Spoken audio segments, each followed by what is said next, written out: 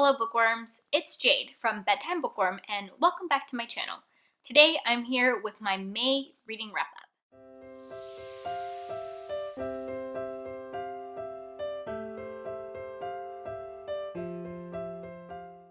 I actually read a total of 8 books in May, which is a lot for me. I tend to average around 4 to 5 books a month, with 6 books being awesome. I wasn't sure if I'd even ever read 8 books in a month before, and while I didn't read that many books in a month in 2018, it has happened before. In 2017, I had a couple months where I read 8 books, and I also had a month where I read 7 books. And of course, how many books I can read often depends on the number of pages the books are, and I can say that this month I did read some short books, but also some long books. Another really cool thing about my reading this month is that I read from a lot of different genres. I read from like 6 different genres. I read a contemporary, a high fantasy, a thriller, a science fiction, horror, and a historical fiction. Those are obviously all genres that I like to read from. I read pretty widely, but I don't usually read that widely within 1 month, so that was really fun to do.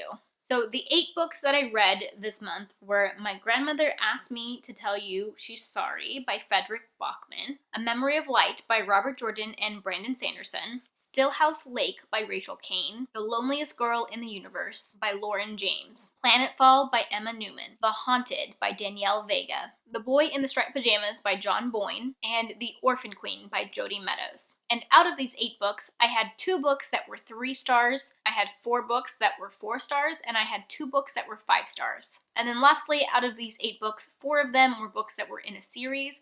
Only 1 of them was the end of a series, and I started 3 new series, which isn't great because I'm trying to cut down on the total number of series that I'm reading. I have definitely started a lot of series this year, and I'm getting a little bit nervous about my overall goal of reducing the number of series that I am reading, but I still have another half of the year to go, so hopefully I can still make that happen. As always, there are timestamps in the description box for when I talk about each of these books, so if you're only interested in hearing my thoughts on some of them, feel free to look down there and jump around to the books that you're interested in hearing about. In my monthly wrap-ups, I always go over the books that I read in the order that I read them. So the very first book that I finished in the month of May was My Grandmother Asked Me to Tell You She's Sorry by Fredrik, which I gave 4 out of 5 stars. I exclusively listened to this on audiobook, which I got out from my library. This was my very first Fredrik book. I have been wanting to try Fredrik. I've heard a lot about his books, mostly the book A Man Called Uva, but also Beartown. And one thing that I was like expecting from this book going in was that it was gonna be really sad, because I've heard that both of those books are really sad. But surprisingly, this one wasn't that sad, and I actually laughed a lot while reading this book. It was really funny. It is about a young girl named Elsa, I think that was her name, and at the very beginning of her book, her grandmother dies. So that part is sad, obviously, but it happened so early in the book that I wasn't like emotionally attached to the grandmother or anything. I really loved the main character, Elsa. She's only 7 years old, but she's super smart.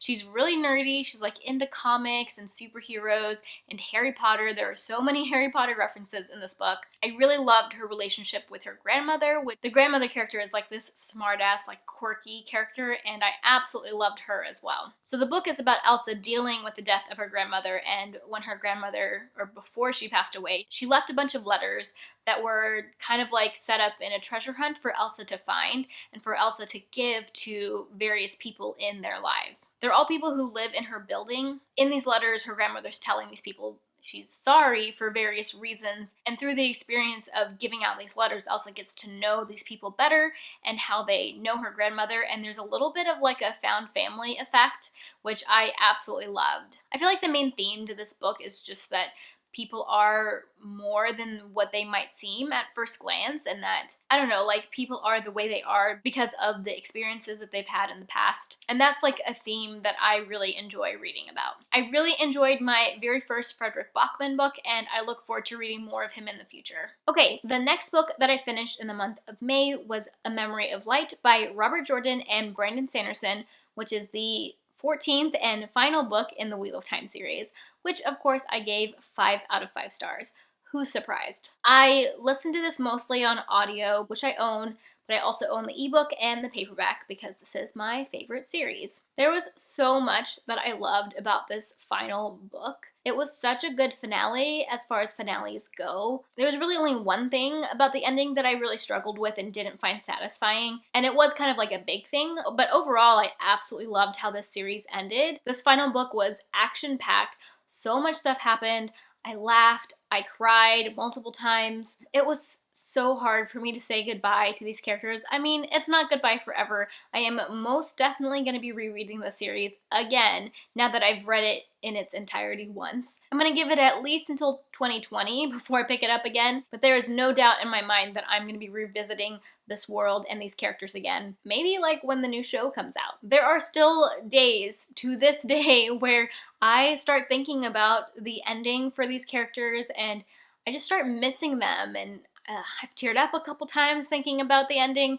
I love this series so much, and the last book really gave me a satisfying ending despite that one thing that I didn't love about it. I do want to make like a spoiler-free series review as well as a spoiler-filled series review. So if there's anything specific you guys who have read the series want me to talk about in those videos, if it's spoiler-free, you can just leave it in the comments. If it's something spoilery, maybe put a spoiler tag on it, or DM me on Twitter and Instagram so that I know to like include those topics in those videos. I've been brainstorming a lot of ideas of what I want to talk about, but I'd love to include topics you guys are interested in hearing about as well. But yeah, not a whole lot to say about this last book other than I absolutely loved it. I already miss these characters and I'm already looking forward to rereading the series again. I mentioned in my reading vlog that I posted last week that at the end of April, beginning of May, I was kind of feeling slumpy. And so after I finished A Memory of Light, I decided I should pick up a thriller, something that's gonna hook me and keep me reading. So the next book that I picked up was Stillhouse Lake by Rachel Caine. This is an adult mystery thriller, and this is the first book in the Stillhouse Lake series. And I gave Stillhouse Lake 4 out of 5 stars. I listened to this on audiobook, which I owned through Audible. This thriller is about a woman who was the wife of a serial killer, but she didn't know it at the time. And at present time, her husband is in prison, and her life has completely changed from when they were married. She has their 2 kids, and she kind of has been on the run ever since her husband was caught, because many people were convinced that she was her husband's partner in crime because she lived with him, and they didn't think there was any way that she could have lived there and like not known what he was doing. She was even put on trial but was found not guilty. Despite that, ever since then they've had to move a lot, and she's had to change their identities a bunch of time because people keep finding them and sending them like death threats and putting them in danger because they think this woman was involved in those murders. So at the beginning of the book, this woman has moved to a small town called Stillhouse Lake. And that was one thing that I did enjoy about this book is the setting, the small town setting where everybody knows everybody else. Seems like a really peaceful lake environment. At least it did at the beginning of the book. So what happens is that one day a body is found in the lake that seems to have been murdered in a similar way to how her husband used to murder women. Wow, I really suck at giving synopses, guys. So what I loved about this book was the strong female main character. She was so badass. She was just like a normal housewife before her husband got caught, and since then she's had to completely change and learn so many things, and it's all to protect herself and her children. I loved how much she cared about her children and tried to protect them. There is a little bit of a romance in this book, but it is not a central piece of the story, which I absolutely loved. And once I got to a certain point in the story, probably around 50, maybe 60%, I could not put this book down. It was so thrilling. I didn't see the big reveal coming. I will say I'm not always great at guessing things, so maybe other people will feel differently. But I really enjoyed the big reveal, and it was so much fun and was exactly what I needed when I was feeling slumpy. I will definitely be continuing on in the series. I want to see what happens next to this little family. The next book that I finished was The Loneliest Girl in the Universe by Lauren James, which I gave 5 out of 5 stars.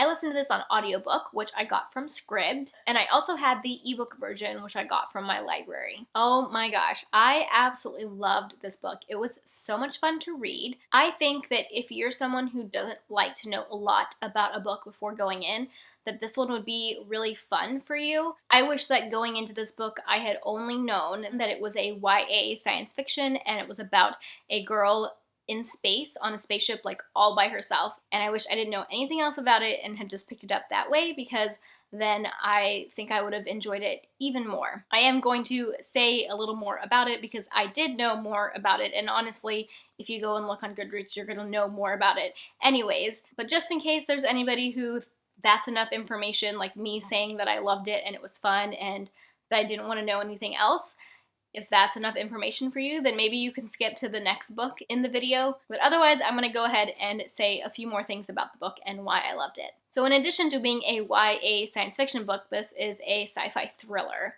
which I knew before going in. I've said it in some of my other videos. It was one of the reasons why I wanted to read it, because I love sci-fi thrillers. The main reason why I wish I didn't know that it was a thriller before going in is that I anticipated some of the things that happened because I knew that something thrillery was coming, and so I was kind of like on guard for it. Whereas if I didn't know that, I could have been totally surprised by that element, and I think that would have been a lot of fun. At the same time, I strongly feel that having the correct expectations going into a book is really important for enjoying a book. And so that's why I am going to tell you that it is a science fiction thriller. I will say it's pretty light on the sci-fi elements. It's sci-fi because it's set on a spaceship, and she talks a little bit about, you know, how things on the spaceship work, or how time passes in space and how it's different.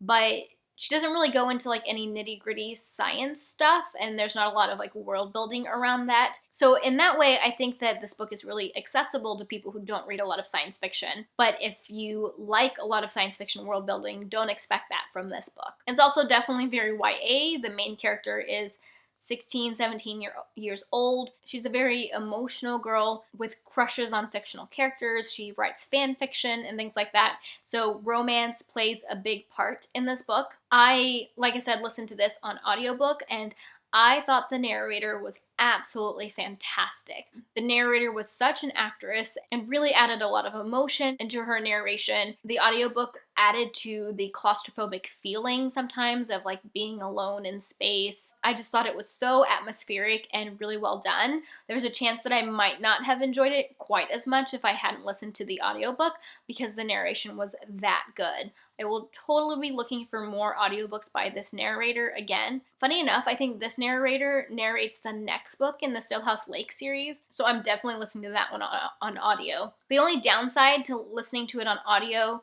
is that the main character is writing emails back and forth with like Earth. Because of the time it takes for those emails to travel, there's an element of like a time difference, and that was kind of hard to grasp in audiobook form. So I would often, after I finished listening to it, would kind of swipe through on my ebook and look at the time that each email was sent to kind of like help me with that timeline. I thought this book was really gripping, especially towards the end. I could hardly put it down again. That's a term that I'm going to say a lot in this video. And I was really surprised by the way some of the things panned out at the end. I don't necessarily think that this book is really groundbreaking or anything, but it was so much fun to read. Even though I knew that it was a thriller, I still thoroughly enjoyed it. I did wish that I didn't know that, because I think I would have enjoyed it even more.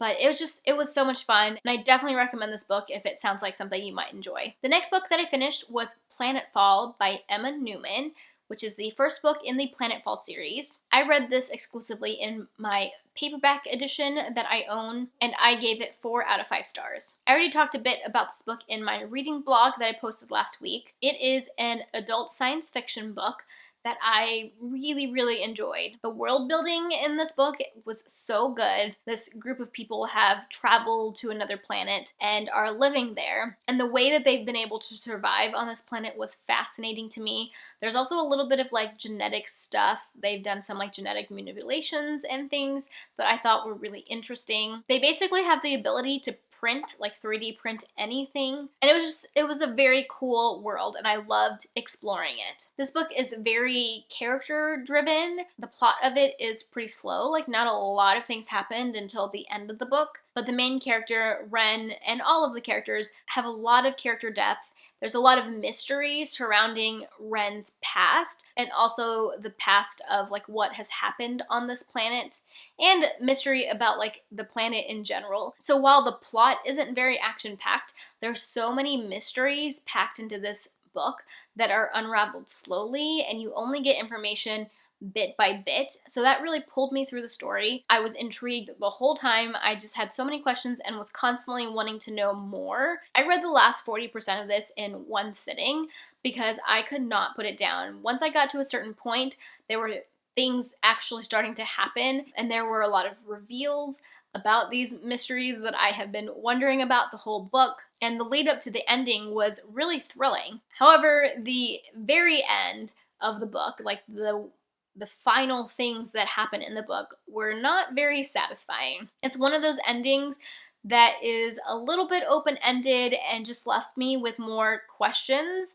than really answering the questions that I had. And I know that this is the first book in a series, but I don't think the other books are really continuations of the story. However, I'm still hoping that the questions that I'm left with at the end of this book are going to be answered at some point. But yeah, when I got to the end, I was just kind of scratching my head.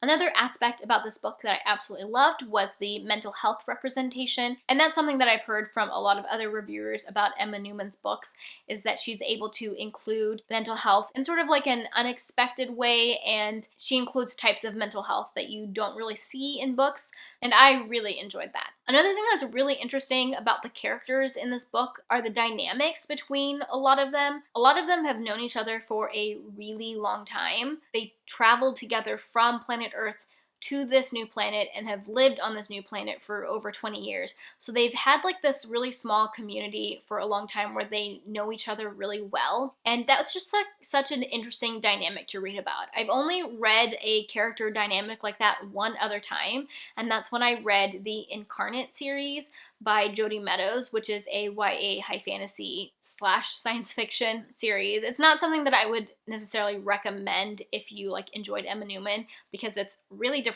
and honestly it's not nearly as good as this book was. But the thing that they do have in common is this idea of a group of people who have lived together for a long time and that they know each other really well, and it just creates such an interesting character dynamic, and I loved that about this book. The next book that I finished was The Haunted by Danielle Vega, which I gave 4 out of 5 stars. I had a paperback copy of this, which was actually an advanced reader copy that I received when I went to the North Texas Teen Book Festival this year. I also talked about this book in my reading vlog from last week. This is a YA horror book, and it's a haunted house story. It's a classic haunted house story.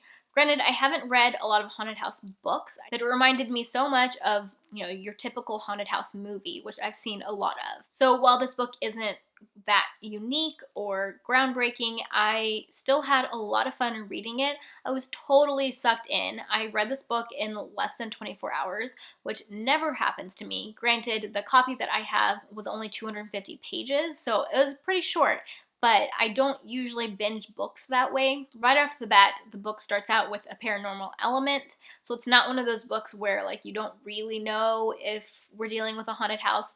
You're definitely dealing with a haunted house. So I gave this book 4 stars because I couldn't put it down and it was so fun to read, but I did have some issues with the book. There were a few things that I felt like were a little too convenient. You definitely have some absent parents and parents who were like really cool with underage drinking, which I know some parents are like that, but I just found that to be a little unrealistic. Another thing that I found really unrealistic was that this character has a younger baby brother. There's definitely a big age gap because she's like 16 or 17 and he's like 18 months. But I felt like this baby brother was just a prop in the story. He was constantly napping, as in the main character would come home from school at like 4:30, babysitter's there, says he's napping, leaves, and then the main character's in the house by herself with her baby brother for hours, and then he wakes up at like 7:30 and then she puts him right back down again. Like, when does he eat dinner? I just found that he was sleeping a lot, and the only times he wasn't sleeping, it was to be used as a prop in the story relating to the haunting. Maybe that's not something other people would notice, maybe because I'm older or I've done a lot of babysitting. I know that babies don't sleep all the time, and I just wish that he had, I don't know, been a little bit more of an active character within the story. I also wish the book was just a little bit longer. I will say that the finished copy of the book is about 300 pages. So it's like 50 pages longer than the version that I read. So that's a decent amount of stuff that's been added. I just felt like there were some things that probably could have been fleshed out more. But overall, it was just a fun haunted house story to read. I think if you're someone who's really well versed in haunted house books, you might not think this is great or anything special, because it's probably not anything special, but I still had so much fun reading it. The next book that I finished was The Boy in the Striped Pajamas by John Boyne. I listened to this exclusively on audio through Scribd, and I gave this book 3 out of 5 stars. This book is an adult, possibly YA historical fiction. It's one of those books that's written from a young child's perspective, so it's kind of hard to place in an age category. I had really been looking forward to this book because I had heard a lot of good things about it. I like World War II stories. They made a movie about it. So I kind of had, I don't know, higher expectations. So the main character of this book is supposed to be a 9-year-old boy, and him and his family, they're German, and they get moved to Auschwitz because his father is the commander or commandant there, and so the family has to live in a house on the grounds or outside of the grounds. The little boy makes a friend with another little boy across the fence who wears striped pajamas. So the main character is a very naive little 9-year-old. One of the things that I struggled with in this book was how naive he was.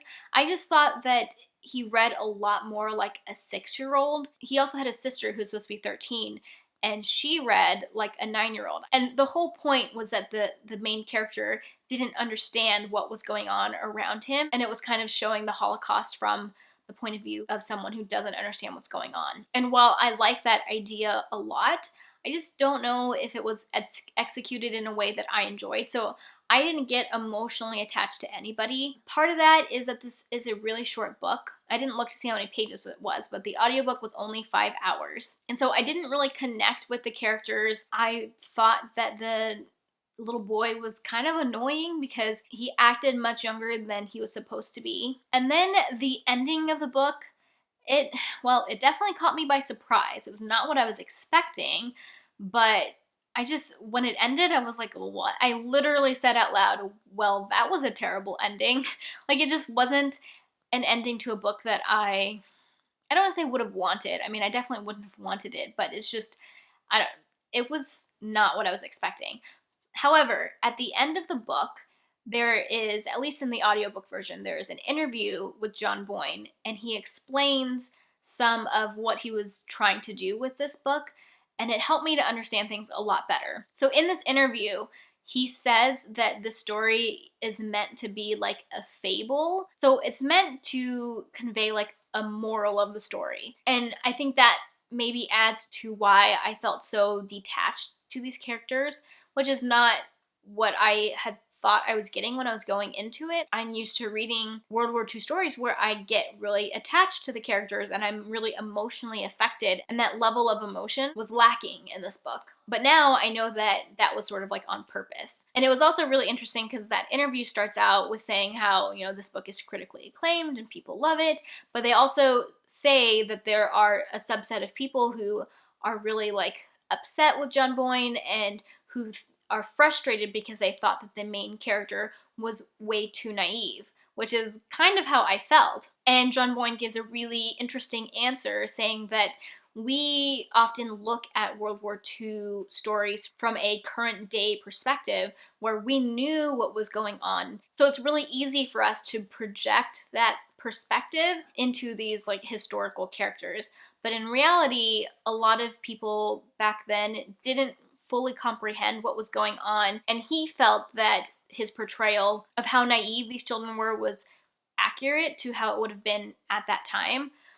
I'm not entirely convinced of that. I still think that the main character read as a 6-year-old, and it seems a little bit silly, but I feel like I would have enjoyed the story a little bit more if he actually was written to be 6 years old, because that like dissonance for me was really hard to get over. Anyways, I liked that he kind of explained that, and that helped me to understand where he was coming from, what he was trying to do. And they talked a little bit about how this book was being marketed for adults in some countries and as YA in other countries, which is funny because that's very similar to what happened to The Book Thief, which was also a World War II book but written from a young character's perspective. And John Boyne said that he wrote this book without any age category in mind. He was just writing a book to be a book. And he also said that he thought that his book would be a good way to introduce young children to the idea of the Holocaust and to like educate them about it. I personally don't agree with that. Like, I don't think I would give this to a child who didn't know what the Holocaust was about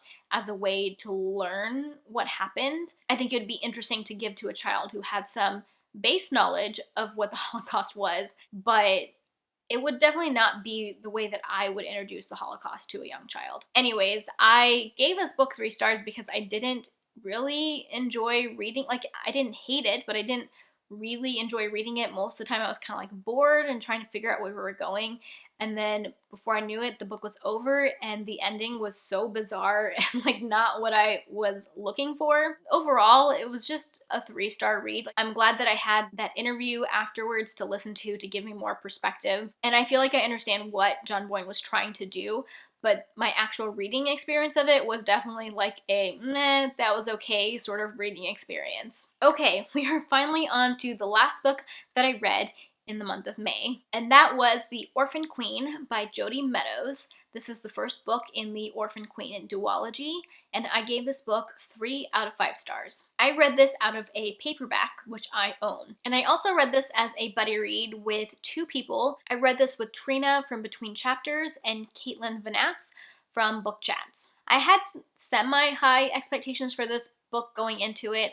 I had heard from a lot of people that it was really good, and I also have read Jodi Meadows previously. I read her Incarnate series, which overall as a series I didn't love. It was probably like a 3-star series. The main issues I had with that series were Jodi Meadows' characters. I felt like her characters were really immature, and the relationships that those characters had were also really immature and underdeveloped. And so in that sense, the series can be really frustrating to read, but I also thought that her ideas, like her world building and her plot, were so creative. So I had really mixed feelings about that series. Those mixed feelings are similar to what I felt about this book.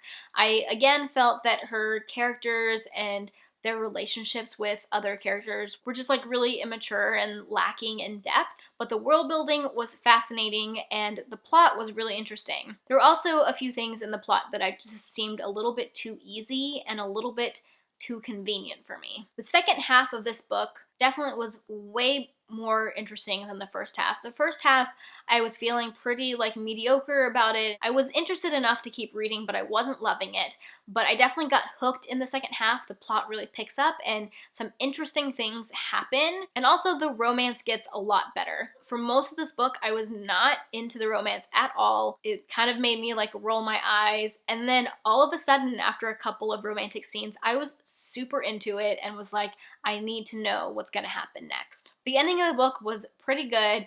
It does end on a cliffhanger, and while I struggled with whether or not I wanted to finish the duology when I was reading the first half of the book, now that I'm done with the second half of the book, I definitely am interested enough to want to know what's gonna happen. But I am really glad that it's just a duology and not a longer series. Okay guys, those are all 8 books that I read in the month of May. Even though I tried to keep my thoughts short on each of these books, this wrap-up still ended up being quite long. If you have read any of these books, let me know down in the comment section what you thought of them. Or if you want to read any of these books now that you've heard me talk about them, let me know that too. If you like this video, be sure to give it a thumbs up and subscribe to my channel if you like bookish content. That is all I have for now. Thank you so much for watching, and until next time, bookworms, keep reading. Bye. She's Sorry by Fed and I listened to this exclusively, but before I die I will definitely be picking it up again, if not multiple but but I will most, I listened to this on audiobook of the, bye.